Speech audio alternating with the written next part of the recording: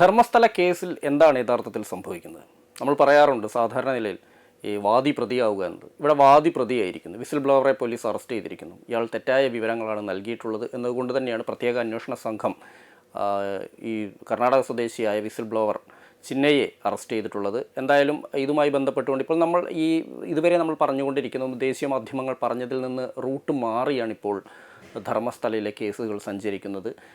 കഴിഞ്ഞ ദിവസം ഇതുമായി ബന്ധപ്പെട്ടുകൊണ്ട് തന്നെ കാണാതായി എന്ന് പറയപ്പെടുന്ന, കാണാതായി പിന്നീട് ബലാത്സംഗത്തിനിരയായി കൊല്ലപ്പെട്ടു എന്നൊക്കെ പറയപ്പെടുന്ന അനന്യ ഭട്ടിൻ്റെ അമ്മയെന്ന് പറഞ്ഞുകൊണ്ട് രംഗത്ത് വന്ന സുജാത ഭട്ട്.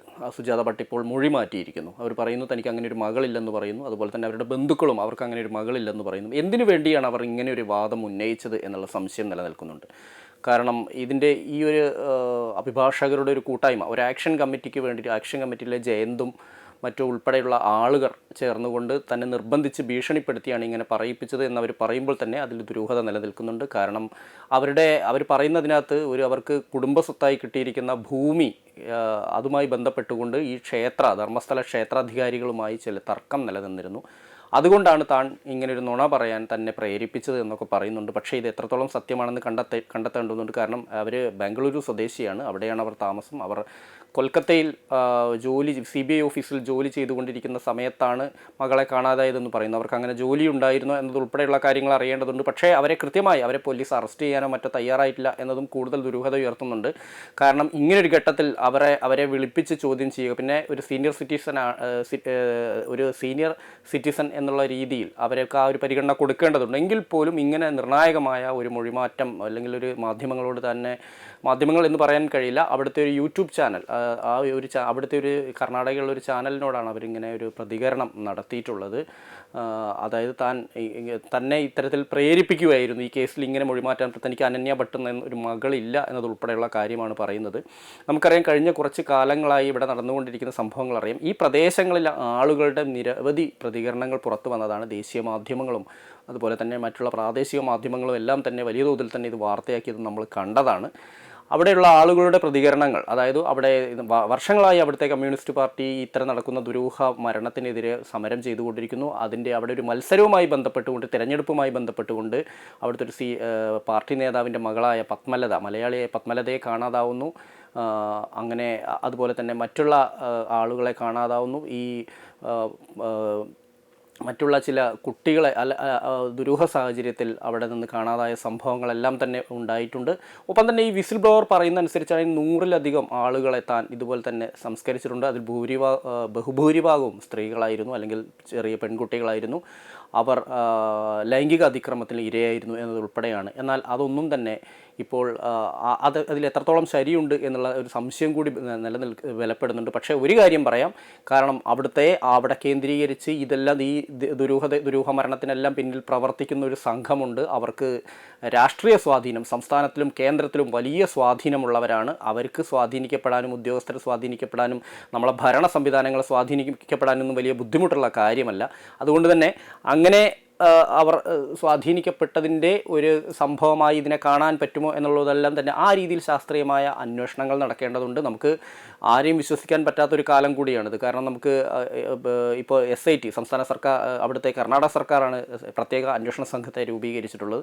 പക്ഷേ സംസ്ഥാന സർക്കാരിൽ തന്നെ കോൺഗ്രസ്സിലെ ഒരു വിഭാഗം, കർണാടക ഭരിക്കുന്ന ഇത് കോൺഗ്രസ്സാണ്, ആ കോൺഗ്രസ്സിലൊരു വിഭാഗം തന്നെ ഈ ധർമ്മസ്ഥല ക്ഷേത്രാധികാരികളെ പൂർണ്ണമായി പിന്തുണയ്ക്കുന്നത് നമ്മൾ കണ്ടതാണ്. BJP അദ്ദേഹം ഈ ക്ഷേത്രധർമാധികാരിയായ വീരേന്ദ്ര ഹെഗഡെ BJPയുടെ രാജ്യസഭാ MP ആയിരുന്നു. അപ്പോൾ അങ്ങനെ വരുന്ന ഒരു സിറ്റുവേഷനിൽ BJPയുടെ ഒരു പിന്തുണ കൂടി പൂർണ്ണമർത്ഥത്തിൽ ഇവർക്ക് ലഭിക്കുന്നുണ്ട്. അപ്പോൾ ഇത്തരത്തിൽ വലിയ സ്വാധീനമുള്ള കോടിക്കണക്കിന് സ്വത്തിൻ്റെ അധിപനായ ഒരാളാണ്, അല്ലെങ്കിൽ അത്തരത്തിലുള്ളൊരു ട്രസ്റ്റാണ് അവിടെ കൈയാളുന്നത്. അവിടെ ചെറുകിടക്കാരടുത്ത് പോലും ഭൂമി അവർ കൈവശപ്പെടുത്തുന്ന സംഭവങ്ങൾ ഉണ്ടായിട്ടുണ്ട്. അവിടുത്തെ അത്രയും വലിയ ഒരു ലാൻഡ് ലോഡ് സിസ്റ്റം നിലനിൽക്കുന്നുണ്ട്. ഇപ്പോഴും ആ ഒരു കുടിയാൻ ജന്മി സിസ്റ്റം നിലനിൽക്കുന്നു. നമ്മളെ കേരളത്തിലെ പോലെ ഭൂപരിഷ്കരണമോ ജന്മി കുടിയാൻ വ്യവസ്ഥ തകരുകയൊന്നും ചെയ്യാത്തൊരു നാട് കൂടിയാണ് കർണാടകം എന്നുള്ള കാര്യം നമ്മൾ ഓർക്കണം. പ്രത്യേകിച്ച് ഉത്തര കന്നഡ നാടുകളിലെല്ലാം തന്നെ ഇത്തരത്തിലുള്ള ഒരു ഇത് നിലനിൽക്കുന്നുണ്ട്. ഈ ഒരു ജന്മി കുടിയാൻ വ്യവസ്ഥ നിലനിൽക്കുന്ന സ്ഥലം കൂടിയാണ്. അവിടെയാണ് ഇങ്ങനെ ഒരു സംഭവം നടന്നിട്ടുള്ളത്. ഇത് കഴിഞ്ഞ കുറേ കാലങ്ങളായിട്ട് ഇത്തരത്തിൽ ചെറിയ ഒറ്റപ്പെട്ട സംഭവങ്ങൾ പുറത്തു വന്നുകൊണ്ടിരുന്നതുമാണ്. പക്ഷേ ഇപ്പോൾ എത്തിയപ്പോഴത്തേക്ക് ഇത്തരത്തിൽ ഒരു വിസിൽ ബ്ലോവർ രംഗത്ത് വരികയും ഇത് പറയുകയും ചെയ്തിരിക്കുന്നു. അദ്ദേഹത്തിന് പിന്നിൽ പ്രവർത്തിച്ചത് അവിടുത്തെ അഭിഭാഷകരും, കാരണം അവിടെ പിന്നിൽ പ്രവർത്തിച്ചത് സ്ഥലത്തെ ഇപ്പോൾ കഴിഞ്ഞ ദിവസങ്ങളിലെല്ലാം BJP എല്ലാം ആരോപിച്ചിരിക്കുന്നു ഇതിൻ്റെ പിന്നിൽ കേരളത്തിൽ നിന്നുള്ളൊരു ലോബി കളിച്ചിട്ടുണ്ട്, അല്ലെങ്കിൽ കേരളത്തിൽ നിന്നുള്ള ലോബിയുടെ നീക്കങ്ങളുടെ ഭാഗമാണ് എന്നുള്ളത്. അതിനപ്പുറത്തേക്ക് ജയന്തിനെയൊക്കെ പോലെയുള്ള ആളുകൾ നിയമം കൃത്യമായി അറിയുന്ന ഒരു ജസ്റ്റിസ് ആയിരുന്ന അതിന് ശേഷം അവിടുന്ന് റിട്ടയർ ചെയ്ത ഒരു നിയമപാലകൻ അല്ലെങ്കിൽ ഒരു